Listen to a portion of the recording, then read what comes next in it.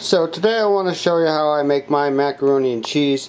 What's interesting about this setup is the ingredient amounts always turn out to be the same. I get 8 ounces of sharp cheddar. I actually like the extra sharp cheddar, but some people might want to just go with straight sharp cheddar. That's up to you. And 8 ounces of Monterey Jack, 8 ounces of ham, 16-ounce box of noodles. It's one full box, and 16 ounces of milk. I try to let that warm up a little bit before I use it. I get a big old hunk of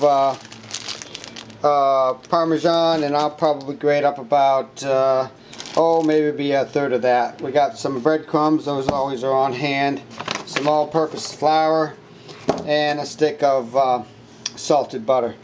And so those are the ingredients. I'll be right back. I've already got my water starting to boil. I've salted it and I've oiled it. I'm going to saute up the ham and get that ready and get the cheese shredded up, and I'll be back for the next step. So I put the pasta in. You want to cook this till it's still a little bit firm. You want to cook it up good, but still let a little firmness to it because it is going to cook about 30 minutes in the oven. You want to brown up your ham, diced ham. I just buy it pre-diced. I'm just going to brown it up, warm it up, and throw that in just to give it a little bit of flavor. And as soon as that's ready, I've already shredded up all the cheese. Here's about the amount of fresh Parmesan cheese that I have. I'm going to use about half of that in the mix, and the other half I'm going to use to coat on top with the breadcrumbs.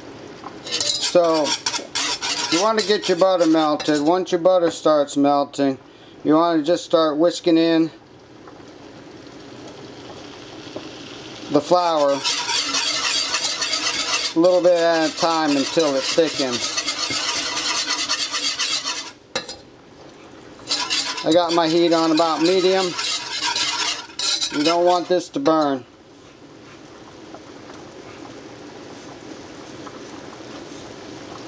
And I just try to thicken this up a little bit. I'm not going to use all this flour, just enough to get it sort of a smooth texture to it.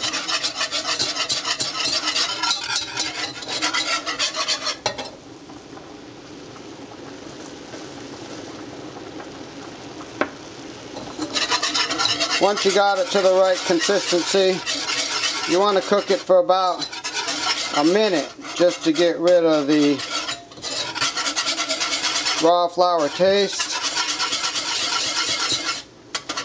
and that's pretty good. It's not too thick. You don't want it too thick, or it really turns your macaroni and cheese into bricks. So I don't like to have too much flour because it makes it too thick. So now you just want to pour in your milk slowly, a little at a time, stirring it in and making sure that you don't have any clumps of flour. That's the biggest thing.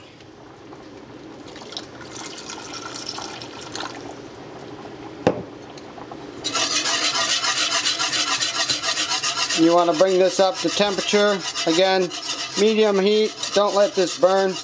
The milk can and will scorch and pretty much ruin the dish, so make sure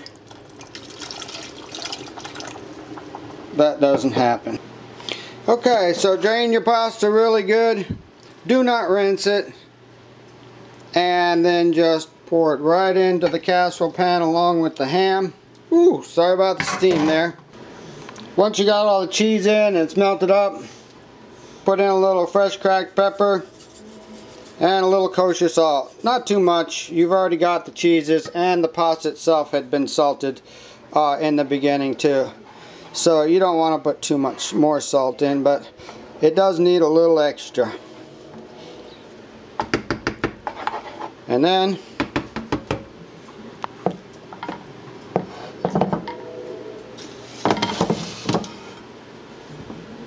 just pour your cheese right over your pasta and slowly work it in. With the right size pan, everything should fit just perfect.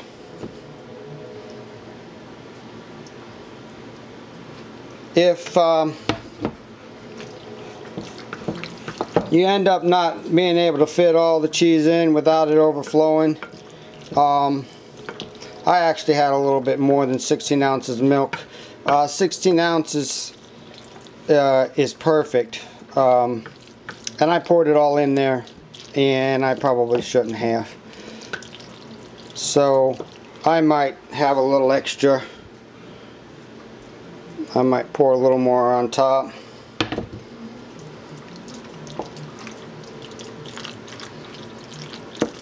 Couple dry spots in here. Just mix it real good.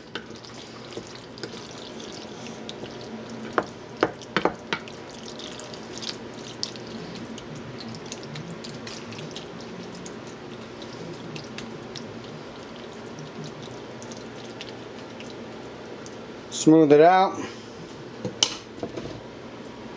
And let's just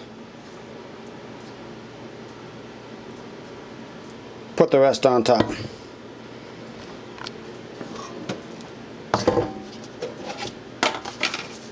Now you want to sprinkle your breadcrumbs. I don't like a lot of breadcrumbs. A lot of people use panko. I don't like panko. It's a little too bready. And when you freeze it and thaw it back out again, the panko is no longer crispy. It's actually quite soggy. So, a couple reasons not to use panko on this. I definitely don't like it.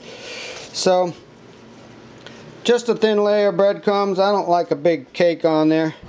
Sprinkle the rest of your parmesan on top. And then what I like to do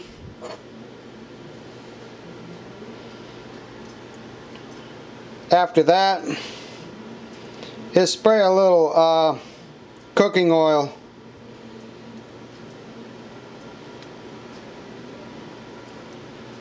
over the breadcrumbs. What that does, this is olive oil flavored cooking oil, and that just helps the top brown up a little bit. This is going to go into a 400-degree oven for about 30 minutes. And I'm going to check it after. So I let this go the whole 30 minutes. And I let it cool a little bit. Now, let me show you. This dish actually reheats really well after it's been frozen. So what I do is I cut these long rectangular type bricks. Once it's cold, it's still a little warm right now, but I'm going to serve up a plate here in a second. But I'll cut all these about this size, and this is my reheating dish. And I cut them to fit in there, so I can just set them in there, cover them with foil, and place them in the oven. I place them in there frozen, covered, and let them reheat in there, and they work out pretty good. And here is basically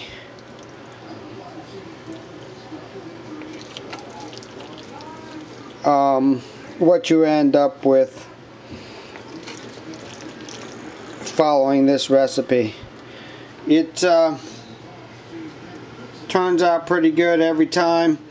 Don't have to think too hard about the ingredients and the amounts of them. They just sort of all fit together with the right size pan.